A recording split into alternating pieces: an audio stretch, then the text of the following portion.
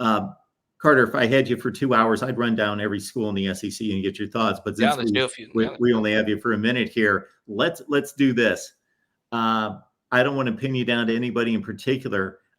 So I'm going to leave the conference open for you to draw whatever you've drawn the last few weeks, training camp, thoughts. Obviously, most have a pretty light touch in week one, but you've got your battles at Texas A&M taking on Notre Dame, of course. We've got the Texas situation with losing C.J. Baxter and now one of his backups and Christian Clark and how that affects their offense. Just your thoughts about the way the landscape of the SEC sits with about 10 days to go. I want to shout out Roger Dodger, a big supporter of you, big supporter of mine. Roger Dodger, it's funny. He's actually been supporting me for a while before the LSU USC thing. He's a really, really awesome commenter. Good to see you, man. I really do like Georgia. I know that's like not some kind of hot take or whatever. I am higher than most on Tennessee. I do think Tennessee is going to be a very good team this year. I think they beat Oklahoma. I think that is actually one of the bigger games on the schedule this year in the SEC. It's important to understand as SEC football fans that when you look at a schedule like Georgia's, they have to play Ole Miss on the road. They have to play Alabama on the road. They have to play Texas on the road. Well, all they really have to do, Mark, is win one of those games. And if they win all the others, which I think that they will, they're still getting into the playoff. So for me as an SEC content creator, I understand Georgia draws the most eyeballs, Georgia and Alabama. But the games that interest me the most are these middle tier games between teams that are projected to be in that 8-ish range for the playoff.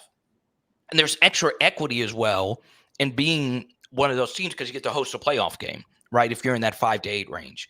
So the games that I'm really, really excited about this year, Mark, are those kinds of games. So Oklahoma, Tennessee is such a big game this year because they are teams that we both consider to be very good, but they're not quite elite. And then another game is LSU versus Ole Miss.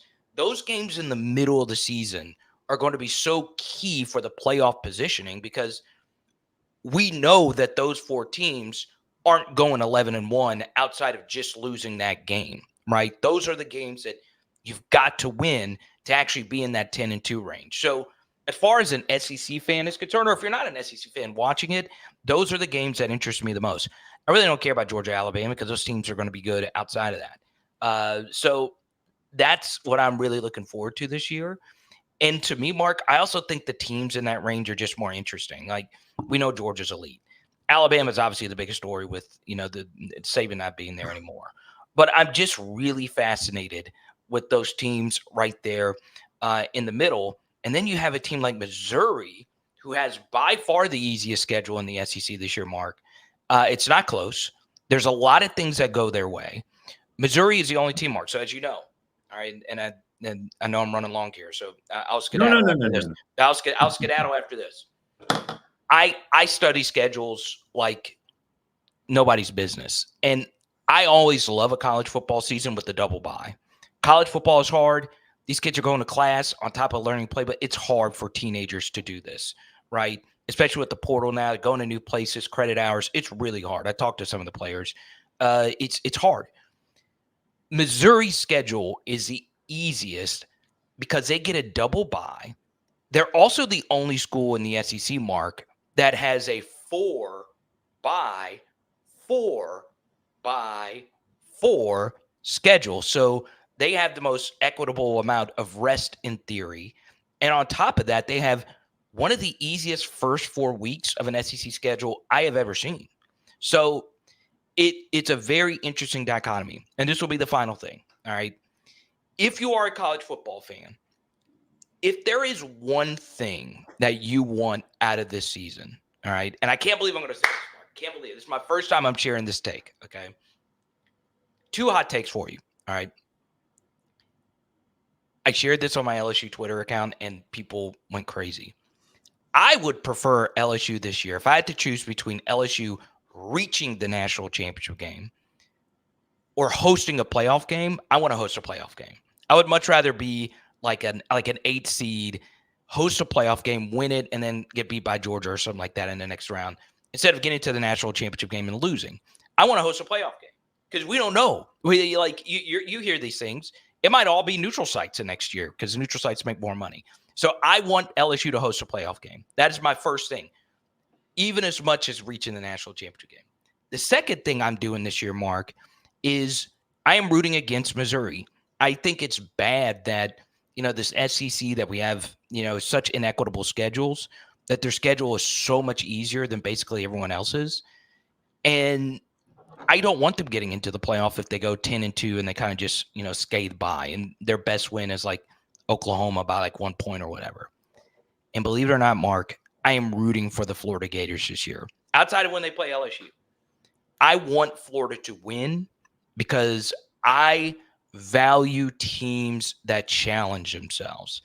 It's stupid that Florida made the schedule the way that they did it. I'm publicly saying it. It's dumb. But it's also courageous. We should give credit. In college football, we should love people that want to schedule really difficult games, even though it's dumb, right? We're in this society where it's a black or white thing, right? It's either you win or you lose.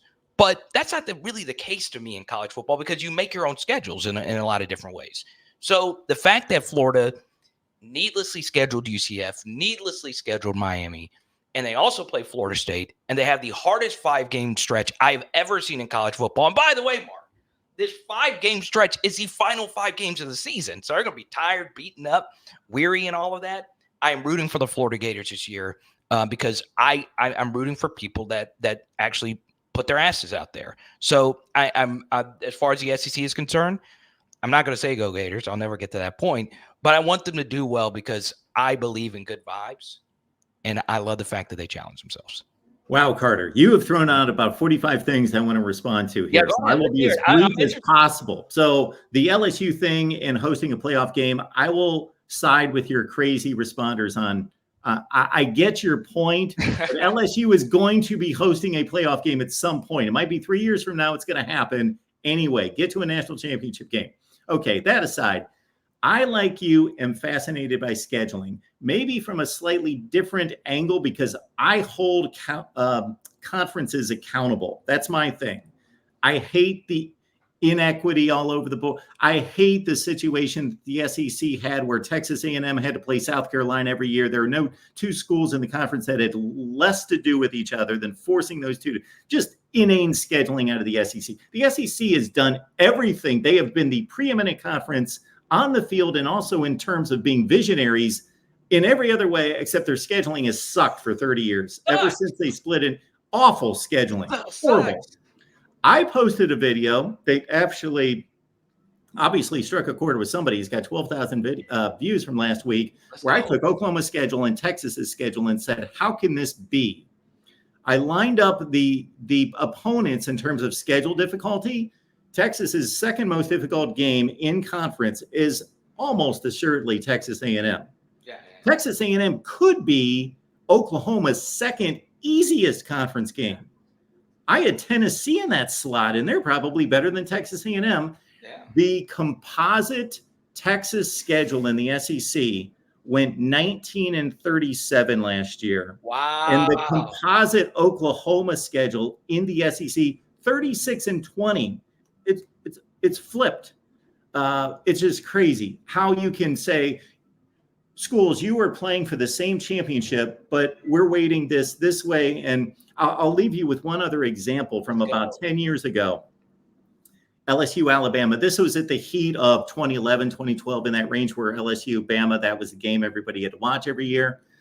There was one particular season where Tennessee was awful the year before. Kentucky was awful the year before. Of course, LSU played Florida. That was their crossover rivalry, and Alabama's was Tennessee. And I have no issue with those, but Tennessee's 2 crossover games were Tennessee and Kentucky, who were a combined 1-15 the year before in the SEC. And LSU's were Florida and Georgia, who were both 7-1, 14-2. So you're basically saying you 2 teams are playing for a division championship.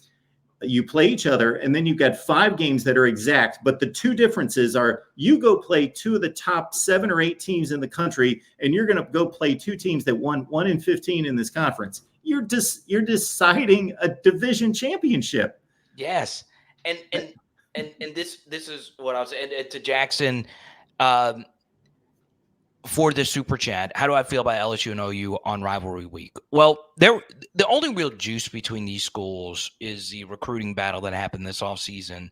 They lost a defensive tackle in the port. I don't want to get down that rabbit hole because I got destroyed for some of my takes about that situation. The Dominic Williams. Yes. I don't want to get down that thing because it was wild. But I like it. I do. I've told LSU fans for so long that it's okay that we don't have like a direct big time rivalry, right? And OU's fine. I'm totally fine with that game. Obviously, two of LSU's fans' greatest moments was winning the first national championship versus Oklahoma, and then Joe Burrow going for 7 touchdowns and Justin Jefferson going for 4 touchdowns and a half. So a lot of good memories playing Oklahoma, and I'm looking forward to playing that game. But to your point, Mark, you're right, and I'm glad that you agree with me, man. Like, I understand college football games are scarce, and it's tough to schedule in college football. It's really tough. You only get 12 games. So I totally get why it's difficult to make everything equitable, but it's been so crazy how inequitable it has been for so long.